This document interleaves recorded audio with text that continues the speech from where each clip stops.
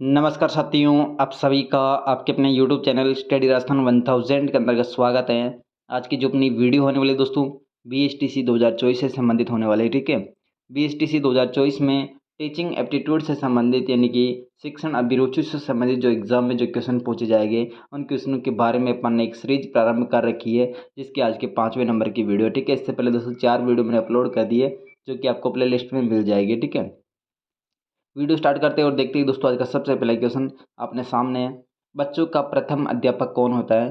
तो बच्चों का जो प्रथम अध्यापक होता है वह कौन होता है? तो यहाँ पे अपना राइट आंसर क्या हो जाएगा? उसके माई बाप। बच्चों के प्रथम अध्यापक कौन होते हैं? उनके माई बाप। ठीक है, नेक्स्ट देखिए, शिक्षण का कार्य हर व्यक्ति कर सकता है, हर व्यक्ति के वश का नहीं है। पढ़ा लिखा व्यक्ति कर सकता है, ये बहुत से शिक्षक भी नहीं कर पाते। तो शिक्षण का जो कार्य है, ये दोस्तों हर व्यक्ति के वश की बात नहीं है। ठीक है, शिक्षण का कार्य हर व्यक्ति के वश की बात नहीं है। जिसके पास दोस्तों शिक्षण का नॉलेज हो पूरा, मतलब कि लेसन प्लान से लेकर शिक्षण अभिरुचि से संबंधित दोस्तों टीचिंग मेथड से संबंधित अगर नॉलेज है, तो मतलब कि एक अच्छी तरीके से लेसन प्लान बना पाएगा, अच्छी तरीके से मतलब कि एक टीचिंग करवा पाएगा। ठीक है, तो हर व्यक्ति के बस की बात नहीं है, चाहे पढ़ा लिखा हो। और बहुत से शिक्षक ऐसे भी है जो कि शिक्षण कार्य नहीं करवा सकते हैं। नेक्स्ट देखिए, सीखने का मुख्य तत्व है। तो सीखने का जो मुख्य तत्व है, कौन सा तत्व हो जाएगा? सीखने की इच्छा होनी चाहिए। सबसे पहले तो सीखने की इच्छा होनी चाहिए और उसके अनुकूल दोस्तों प्रवेश होना चाहिए। ठीक है, और उसके बाद में दोस्तों उसको प्रेरणा मिलनी चाहिए कि आप सीखने का मुख्य कारण क्या है दोस्तों, किस कारण से आप सीख रहे हो दोस्तों। ये प्रेरणा सबसे इम्पोर्टेंट होती है। ठीक है, मोटिवेशन जिसको अपन बोलते हैं, इच्छा, प्रवेश, प्रेरणा, ये सभी के सभी जो मतलब ये तत्व है यानी कि फैक्टर है, ये सीखने के मुख्य फैक्टर कहलाते हैं। ठीक है, नेक्स्ट देखिए, अच्छे शिक्षक को किसका ज्ञान होना चाहिए?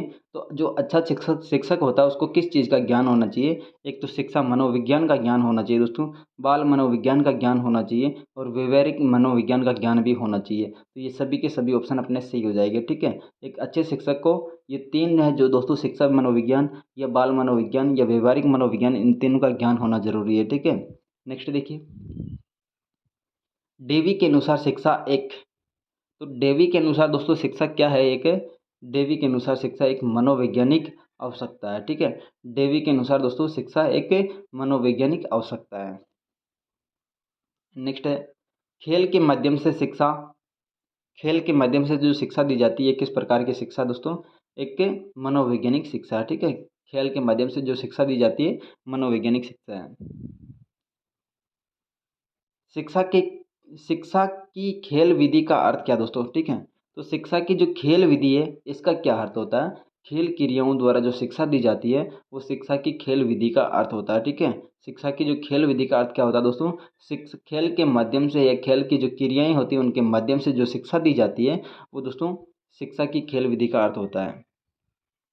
नेक्स्ट देखिए, पाठ योजना तभी सही बन सकेगी जब शिक्षक को छात्रों के पूर्व ज्ञान का पता हो, विभिन्न शिक्षण विधियों का ज्ञान हो, शिक्षण सिद्धांतों का ज्ञान हो। यानी कि छात्रों को एक तो प्रीवियस नॉलेज का पता होना चाहिए, छात्रों के प्रीवियस ईयर का नॉलेज मतलब कि अध्यापक को होना चाहिए, और शिक्षण विधि यानी कि टीचिंग मेथड्स का ज्ञान होना चाहिए, और शिक्षण सिद्धांत यानी कि टीचिंग थ्योरीज का मतलब कि शिक्षक को नॉलेज होना चाहिए। ये सभी के सभी ऑप्शन अपना सही हो जाएगा। ठीक है, नेक्स्ट देखिए, अभ्यास से क्या होता है? तो अभ्यास के माध्यम से दोस्तों क्या होता है? ये होता है ज्ञानेंद्रिय यानी कि जो अपने सेंस है उनका एक प्रशिक्षण यानी कि ट्रेनिंग होता है। ठीक है, ज्ञानेंद्रियों का प्रशिक्षण अभ्यास का अर्थ होता है। ठीक है, नेक्स्ट देखिए, छात्रों के आवेगों का दमन करने से संबंधित है दोस्तों। छात्रों का अगर जो आवेग है उनको दमन करेगी तो इससे हमें क्या चीज़ देखने को मिलेगी? एक तो उनको विद्रोह की भावना पनपने लगेगी। ठीक है, अगर छात्रों का जो गुस्सा है उसको अपन दमन करेंगे, उनके अंदर के जो भाव है उनका दमन करेंगे दोस्तों, उनमें किस चीज़ की भावना मतलब कि जागृत होगी? विद्रोह की भावना। ठीक है, और उसके अलावा दोस्तों सृजनात्मक जो शक्ति होती है वो दोस्तों कुंठित हो जाएगी। अगर मतलब कि छोटे बच्चे उनको खेलने से अपन रोकते हैं तो उनकी जो सृजनात्मक जो शक्ति होती है वो धीरे धीरे धीरे कुंठित होती जाती है। ठीक है, बाद में वो धीरे धीरे बिल्कुल उनकी जो सृजनात्मक शक्ति है, नई सोच की जो शक्ति होती है वो खत्म हो जाती है। ठीक है, तो यहाँ पे बी और सी ऑप्शन अपना सही हो जाएगा। नेक्स्ट देखिए, शिक्षा में प्रयोजनवाद की विचारधारा का प्रवर्तक कौन था? तो शिक्षा में दोस्तों प्रयोजनवाद की जो विचारधारा का प्रवर्तक कौन था दोस्तों? तो यहाँ पे अपना राइट आंसर क्या हो जाएगा? प्रयोजनवाद के विचारधारा का जनक है ये दोस्तों विलियम जेम्स है। ठीक है, विलियम जेम्स शिक्षा में प्रयोजनवाद के प्रवर्तक यानी कि जनक माने जाते हैं। नेक्स्ट है, शिक्षण की डाल्टन विधि आरंभ करने का श्रेय किसे जाता है? तो शिक्षण की जो डाल्टन विधि दोस्तों ये किसको श्रेय जाता है इसको प्रारंभ करने का? तो यहाँ पे अपना राइट आंसर क्या हो जाएगा? यहाँ पे पार्क हर्स्ट है। ठीक है, पार्क हर्स्ट। ये दोस्तों शिक्षण की जो डाल्टन विधि है इसको आरंभ करने का श्रेय जाता है पार्क हर्स्ट को। नेक्स्ट देखिए, शिक्षा मनोविज्ञान का जनक किसे कहा जाता है? तो शिक्षा मनोविज्ञान के जनक की बात करें दोस्तों, कौन है दोस्तों? थॉर्नडाइक। ठीक है, थॉर्नडाइक शिक्षा मनोविज्ञान के जनक है, लेकिन इन ऑप्शनों के अकॉर्डिंग अपना राइट आंसर क्या हो जाएगा? हर्बर्ट है। ठीक है, हर्बर्ट। शिक्षा मनोविज्ञान का जनक थॉर्नडाइक है, लेकिन ऑप्शनों के अकॉर्डिंग दोस्तों अपना राइट आंसर क्या हो जाएगा? हर्बर्ट है। और नेक्स्ट देखिए, बच्चों के लिए सबसे उत्तम शिक्षक वह है जो स्वयं बालक जैसा हो। बच्चों के लिए स्वयं बालक मतलब कि जो शिक्षक होता है वो किस प्रकार का होना चाहिए? एक स्वयं बालक की तरह मतलब कि व्यवहार करना चाहिए, वही शिक्षक उत्तम माना जाता है। और ये कथन किसका है? ये कथन है दोस्तों मैककेन का। ठीक है, मैककेन का। बच्चों के लिए सबसे उत्तम शिक्षक जो स्वयं बालक जैसा हो। नेक्स्ट है और अंतिम है, कक्षा में संप्रेषण की सबसे शक्तिशाली बाधा कौन सी है?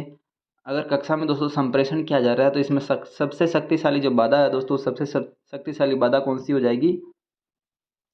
शिक्षक के स्तर पर भ्रांति। ठीक है, शिक्षक का जो स्तर है उसके ऊपर दोस्तों भ्रांति शिक्षक कक्षा में दोस्तों संप्रेषण का सबसे शक्तिशाली बाधा है। ठीक है, शिक्षक का स्तर हाई लेवल का होता है, बच्चों का स्तर सबसे कम लेवल का होता है। तो यहाँ पे दोस्तों ये जो शिक्षक का स्तर होता है उसकी जो भ्रांति होती है संप्रेषण में सबसे बाधा बनती है। ठीक है,